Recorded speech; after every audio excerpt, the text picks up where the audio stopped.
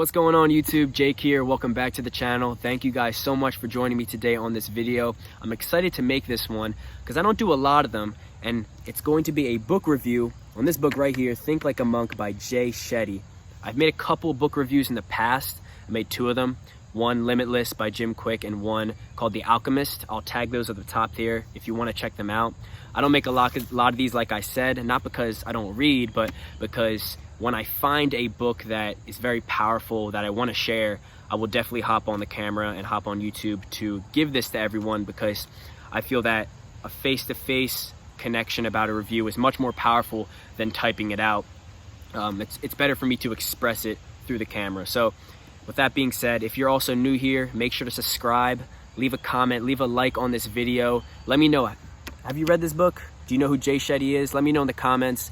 Thank you guys for joining me. Let's get right into it. I'll do an overview of the book first, and then I'll go into like 3 things that I found to be the biggest takeaways for me. So, overview of this book, 10 out of 10, of course.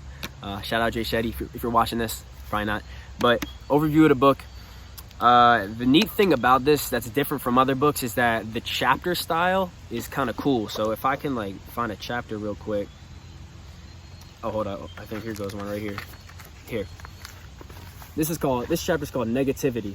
So also on the front right here, it says, train your mind for peace and purpose every day.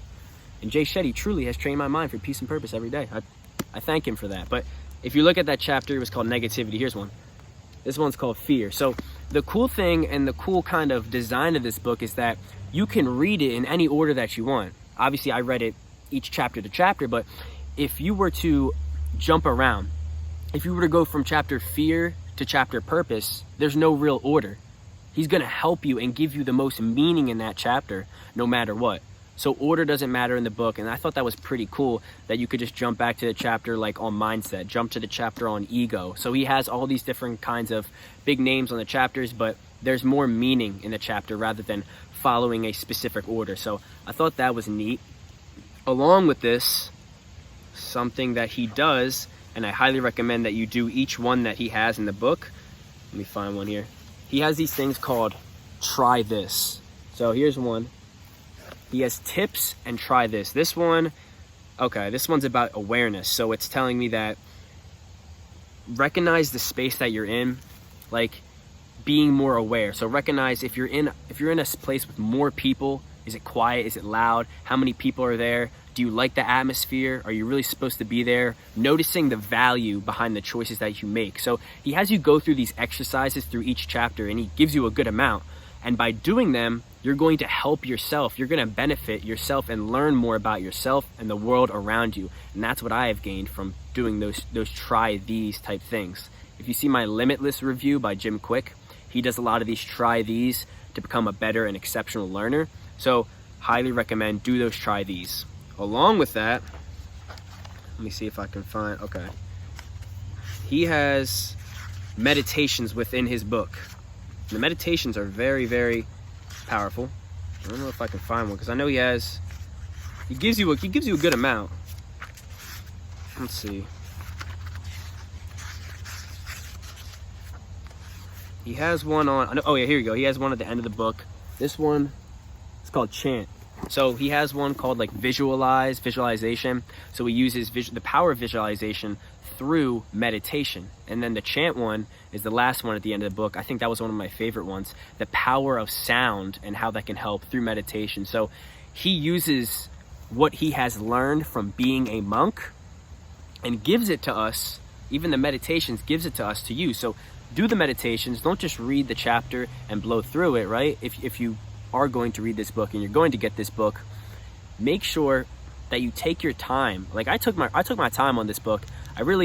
Each word I read, each sentence I read, I gained something from, I learned something from. Like I had to stop at points and reflect. And that's what I noticed in the first chapter. I had to stop and be like wow, that's really powerful. I had to look at my life and be like, okay, like that's strong. So there's a lot of those moments where you stop and you reflect, kind of like The Alchemist, one of the reviews I did. There's a lot of those moments where I stopped and I had to kind of ponder on what he was saying and write down some words and what I was feeling. So if you do that, you're going to feel more power from this book, right? It's not just about reading it, it's about taking action throughout the book. So that's something that's strong. So I want to get into the 3 takeaways real quick about what I've gotten from this book. And the first takeaway is not just recognizing your thoughts, but understanding them. Now, what do I mean by this? Understanding your thoughts. So Jay Shetty, one of the first things I noticed is that he helped me become more aware. So he helped me throughout my day. If I would have a negative thought that were to arise, because we all have negative thoughts throughout our day, it's not to control those thoughts. It's not to always control them, but to understand them. And that's one of the biggest, I think, misconceptions, is that we think that we have to control our thoughts. We have to always be positive all the time. But that's not true. That's not true. That's impossible. We can't always be positive. We're going to have good days and we're going to have bad days. But the strong thing to understand is that if you can change your mind to understand the thoughts that you're thinking, if you can understand why you were thinking negatives and ask questions like, why am I feeling this way? Where did this thought come from? Is it really from me, or is it from an external force that I heard when I was a lot younger? Was it an external force from a friend that might throw hate at me? Where did this thought come from? Why am I feeling it? The more you understand it, the better you'll feel. And the cool thing is, he uses this 3-step process that I'm going to give you. It's called spot or stop. I think it's called spot, stop, and swap. That's what it is. So spot, you spot the negative thought. So you become more aware throughout your day and you spot it. A negative thought comes in your mind. Maybe it's, I'm not good enough. You spot this, you recognize it, and then you stop in that moment. You stop whatever you're doing, you stop. Is your jaw tense? Are your eyebrows tense? Are you like squeezing? Is your breathing correct? Are you breathing into your lower abdomen? How is your body at that time? You stop and you recognize. And then you swap. You swap whatever negativity that you have into a positive.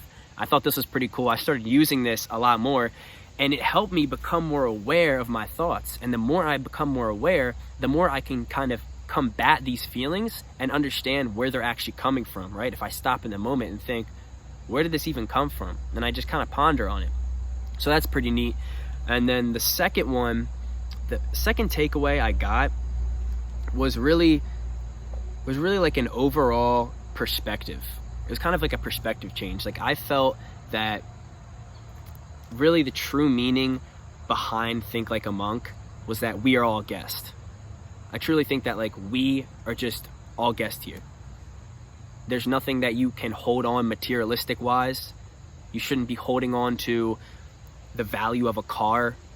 You shouldn't be holding on to your home that you have, because in the end, we're not here for that long, right? And if you can understand and not be so attached to something, not have a full attachment to whatever it is, whatever kind of materialistic thing it is, you can live more free. You can be more happy. You can appreciate those things that you have, but let go, knowing that if that thing were to disappear, if you were to lose that car, lose that house the next day, you will be fine. I thought this was pretty powerful. And he also helped me help me see more gratitude within the world, because I've already understood gratitude before reading this, but after reading this, I felt that I could understand a different perspective, not just gratitude only in the morning, but it's gratitude at any moment that you can kind of have. If it's a bad moment, like, I just lost my job. Okay, this is an example. If it were a bad moment, like saying, oh, I just lost my job, well, you can flip that and say, now I'm excited for the new adventure that awaits me for the next job. So it's really, what I'm trying to say is, this main takeaway is kind of seeing the world in a greater perspective, in a whole different perspective that I haven't kind of thought of before. So this was huge. Another one, and I think the third one, would be defining my purpose. Defining my purpose and serving others. How to define more of my purpose and serve others. So what I mean by this is that Jay, he uses a phrase called the Dharma. And Dharma is a Hindi term. It's basically, it has a lot of meanings, but the true meaning behind it is basically to have purpose, right? To follow your passion. And he helps you follow and focus on your passion. And I thought that's really cool. He helps you get down to the fine niche of your passion. And he has helped me day by day kind of realize and understand more of my passion. But with understanding your passion comes service. And I thought he has a chapter on this, and it's at the end of the book. It's one of the last chapters. And I thought this was the most powerful chapter, that when you serve others, you are happy. You are making other people happy, and you are happy yourself. And I thought this was the main reason behind, when you find your purpose, if you know what your purpose is, take that purpose and figure out how you can serve others with it. Because this is where the power comes from. This is where true enlightenment, true happiness is, when you can serve others through your purpose, if it's that powerful. So those were 3 takeaways, right? I had how to learn more about what your purpose truly is, along with serving others, right? Getting behind your thoughts, not just controlling them, but understanding them, understanding where they come from, right? And that's the power of thinking like a monk. And then the last one was, gaining a new perspective. I think that's kind of the overall main point I got from this book, was gaining a new perspective and whole. That we're not here for a long time. And I like that we are all guests, right? We're all guests on this Hotel Earth, you could call it. We're not keeping the materialistic things that we have. We're not holding on to them forever. So in short, be grateful for the things that you have right now, because that's one of the most powerful things. He has a chapter on gratitude. So if it's anything, if it's the biggest takeaway, the one-liner, it'd be grateful for the things you have in this moment, and recognize that this moment is the only moment that matters. So thank you guys for watching. If you enjoyed this review here on Think Like a Monk, I'll leave the link to where you can buy it in the description, probably link to Amazon or something, but I'll leave that link below. If you guys enjoyed this, make sure to leave a thumbs up, leave a comment, what you thought, what was your favorite part, favorite takeaway. Will you be buying the book at all? Let me know that. And thank you guys for joining me. I appreciate it. Make sure to stay happy out there, stay positive, stay healthy. Peace.